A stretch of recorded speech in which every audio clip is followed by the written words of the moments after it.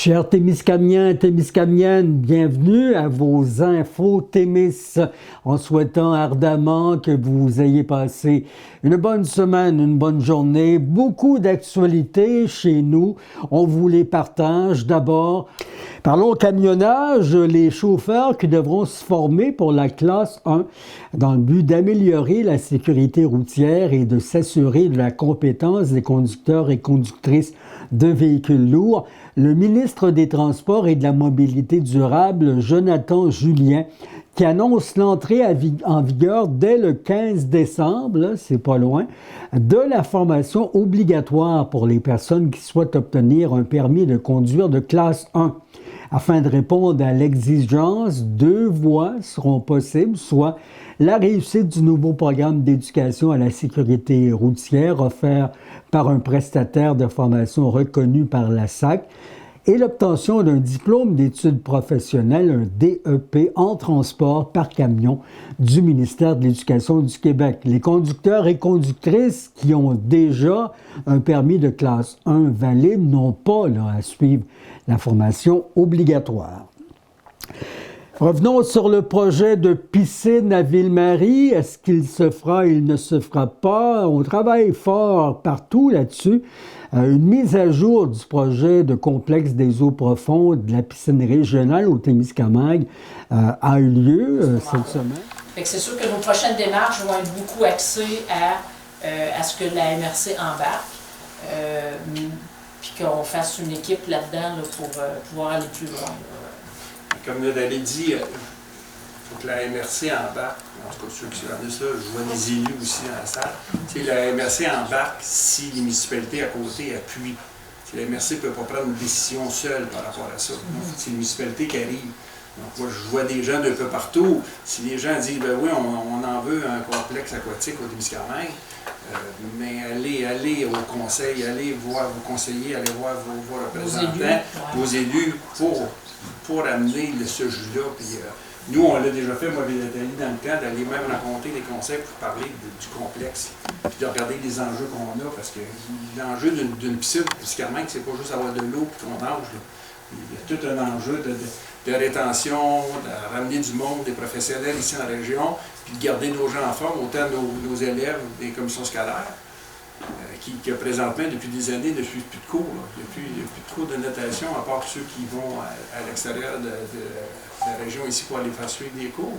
Le reste, on n'a pas de complexe. On n'a plus rien cette partie-là. Il y a Témiscamingue qui est une partie au sud et qui est beaucoup trop loin pour certains villages. C'est sûr que l'enjeu est beaucoup vraiment de mousser cette partie-là. Il faut travailler ensemble dans ce projet-là si on veut l'avoir. L'autre partie, je vais finir mon petit côté politique, excusez. Non, c'est pas correct. Mais je me dis, au Témiscamingue, on vit des temps durs. Je n'en cacherai pas, mais je me dis que le projet-là, il va nous appartenir. Ce ne sera pas des gens du Sud qui vont arriver avec leur gros argent, c'est nous autres. Puis présentement, dans le portrait qu'on a du Parfaire Spa, qu'est-ce que Geneviève vous a dit, on est capable de chercher un bon montant de subvention. Oui, puis ils veulent prioriser dans le prochain programme les régions éloignées qui n'ont pas d'infrastructure. On fit en plein on est dans le Fait qu'on a espoir qu'on va fitter dans les critères. Et le son de cloche qu'on a eu, c'est qu'il devrait avoir janvier-février un appel de projet. Puis là, on a souvent quelques mois pour appliquer. Et on pense avoir la réponse après les élections. Ouais, ça a l'air de s'enligner comme ça. Avant ou après les élections? Oui, mais le son de cloche, c'était probablement plus après. Mais en tout cas... Les planètes sont alignées pour qu'on ait quelque chose d'intéressant, pour aller chercher des sous intéressants. C'est ça. On sait très bien que chaque municipalité, on arrache à payer des choses, mais si on est capable de chercher le maximum, puis qu'on se mette toute une collectivité ensemble, mais peut-être que les frais vont diminuer pour tout le monde, puis on va être capable. Puis l'OBNL qu'on est aujourd'hui va pouvoir être en vie en même temps à côté pour fondation, gérer des bénévolats, réduire les frais pour être capable. Parce qu'on l'a dit, ce projet-là va être collectif, il faut que tout le monde s'intègre. Donc cette partie-là, tout le monde ensemble, j'ai l'impression que ça pourrait être gagnant. Puis elle va nous appartenir en passant. Ça va être un jour.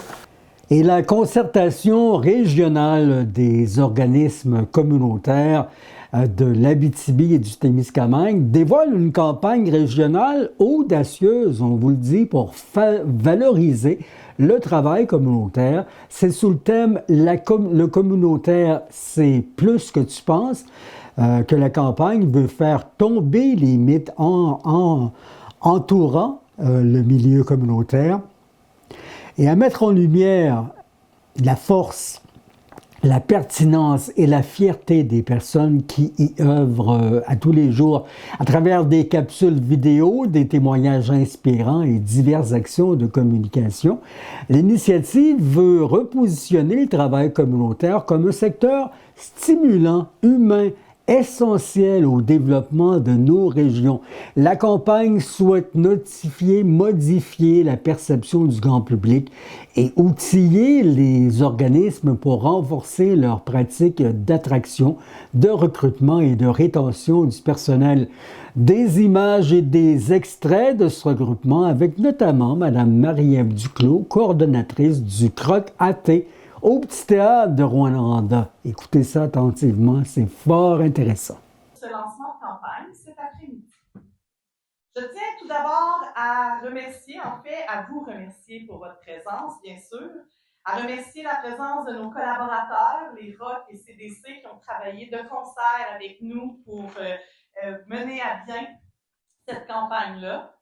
Je remercie bien sûr notre partenaire, l'Agence de communication Marinade, avec qui on a travaillé tout au long de la dernière année, ainsi que vous, les médias. Merci beaucoup d'avoir répondu à l'appel et d'être ici aujourd'hui pour couvrir ce lancement.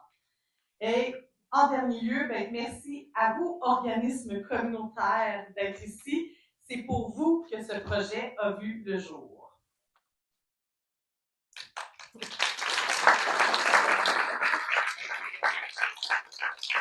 Vous n'avez pas besoin d'applaudir à chaque fois que je tourne un cas. Je vous apprends rien si je vous dis que depuis quelques années, voire plusieurs années, une situation de pénurie de main-d'œuvre a lieu en Abitibi-Témiscamingue et partout au Québec. Et le milieu communautaire n'y échappe pas. De surcroît, on constate bien souvent que le milieu communautaire fait également face à certains préjugés, voire une méconnaissance de la population. Tout ceci combiné occasionne d'importants enjeux de recrutement de main-d'œuvre dans les organismes de notre région. Donc, après avoir sondé et consulté les organismes, il ne faisait plus de doute que de déployer une campagne de visibilité devenait nécessaire. Les objectifs de cette campagne sont les suivants. On vise d'abord à améliorer la perception des emplois dans le milieu communautaire, à augmenter la notoriété de notre beau milieu, à sensibiliser les futurs employés aux opportunités de carrière qu'il y a dans le milieu communautaire. On veut renforcer l'engagement social, effectivement, et attirer des candidatures qualifiées pour travailler.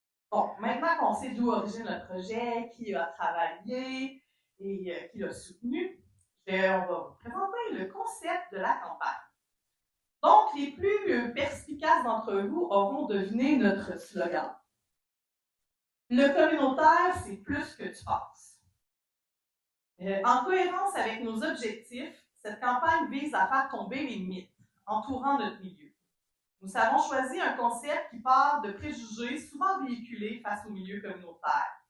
Afin de nous permettre de déconstruire ces préjugés, nous avons fait appel à 5 ambassadrices.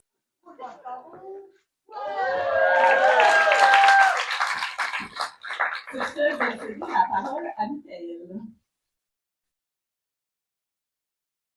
Je me présente, Michael, directeur du Centre d'action bénévole de la Rouyn-Noranda. J'ai fait un petit texte. Je suis très heureux de pouvoir agir à titre d'ambassadeur de cette campagne-là qui met en lumière le travail exceptionnel et les valeurs humaines qui font de nous des employeurs de choix.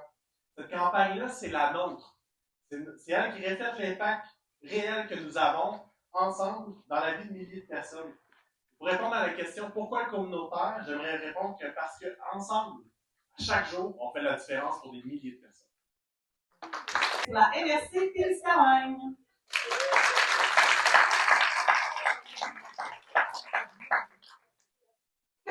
Moi, en tout cas, je la fais. Voyons.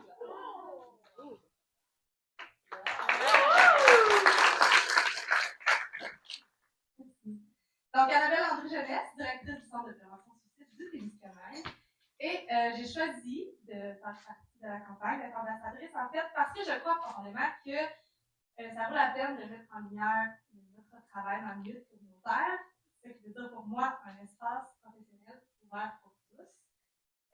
Au-delà de ça, ça fait bientôt 10 ans que je travaille dans le communautaire, puis me fait choisir ce milieu-là, c'est la latitude de pouvoir créer, de pouvoir innover, de pouvoir travailler en équipe pour répondre concrètement aux besoins des gens dans notre communauté.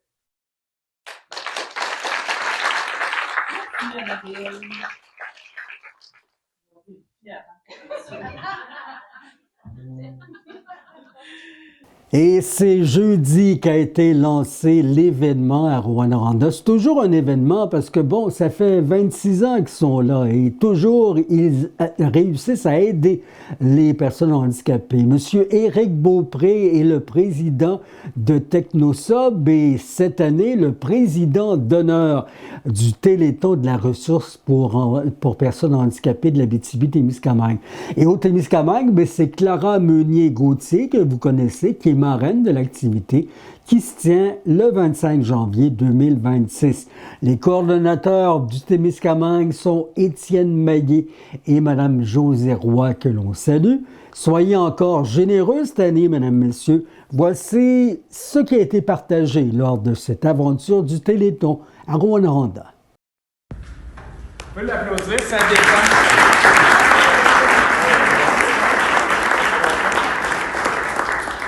Merci beaucoup pour l'accueil chaleureux. Tu me diras combien je dois.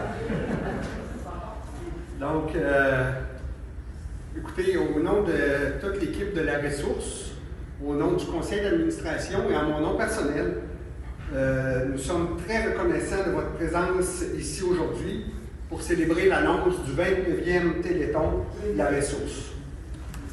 Votre engagement est le moteur qui nous pousse à continuer à œuvrer pour améliorer la vie des personnes handicapées.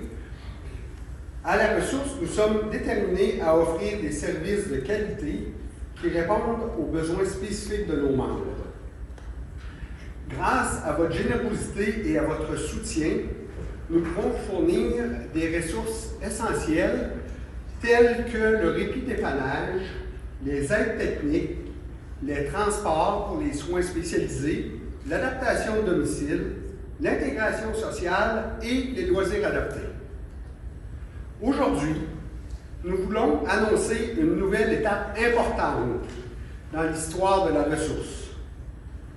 Alors que nous célébrons notre 29e Téléthon, nous entamons également un nouveau mandat pour donner suite à la décision du Centre intégré de santé et de services sociaux de l'Abitibi-Témiscamingue, soit celle de soutenir les personnes touchées par la fibromyalgie. La fibromyalgie est une maladie chronique et complexe qui peut être considérée comme un handicap si elle entraîne des limitations importantes dans la vie quotidienne ou professionnelle. Elle nécessite une attention particulière et des efforts concertés pour améliorer la qualité de vie de ceux qui en souffrent. Ce nouveau mandat est une occasion pour nous de renforcer notre engagement envers nos membres et de faire preuve de solidarité envers ceux qui ont besoin de notre aide.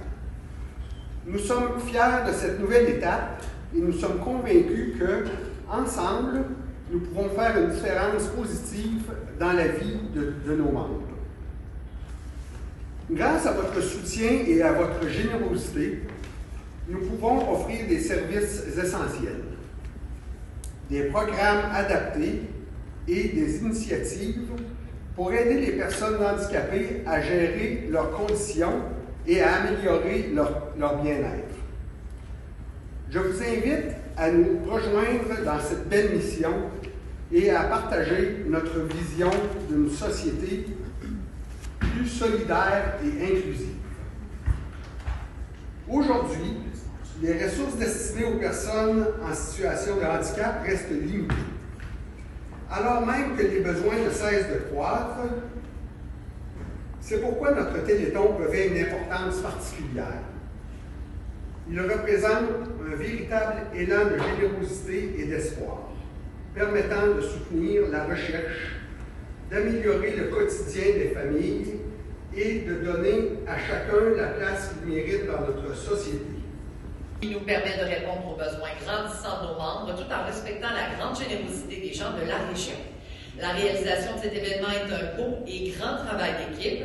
Nous comptons parmi celles-ci notre comité organisateur formé de fidèles bénévoles qui œuvrent pour notre cause depuis de nombreuses années. En effet, nos coordonnateurs, coordonnatrices, parrains, marraines d'honneur et nos responsables de municipalité constituent le réseau vital qui permet la réussite de nos téléthons. C'est toujours avec grande fierté que nous confirmons que les plateaux où se déroule le Téléthon sont financés par nos extraordinaires commanditaires qui défraient la totalité des coûts de production. En conséquence, l'argent recueilli sert strictement à offrir aide et services aux personnes handicapées de notre région. Ces commanditaires sont pour le plateau principal, situé sur la scène du Théâtre du Cuivre, donc Épiroc pour une 7e année. Voilà, c'est complet pour cette info-Témis de cette semaine. On part à la recherche de d'autres informations. Merci de nous les partager en nous écrivant à journaliste@tvtémis.ca. Mon nom est Yvon Moreau. Vous pouvez me rejoindre au 819-290-9564 si vous avez des choses à nous partager. Ça nous fait plaisir ensuite de les distribuer à travers la région. Au revoir.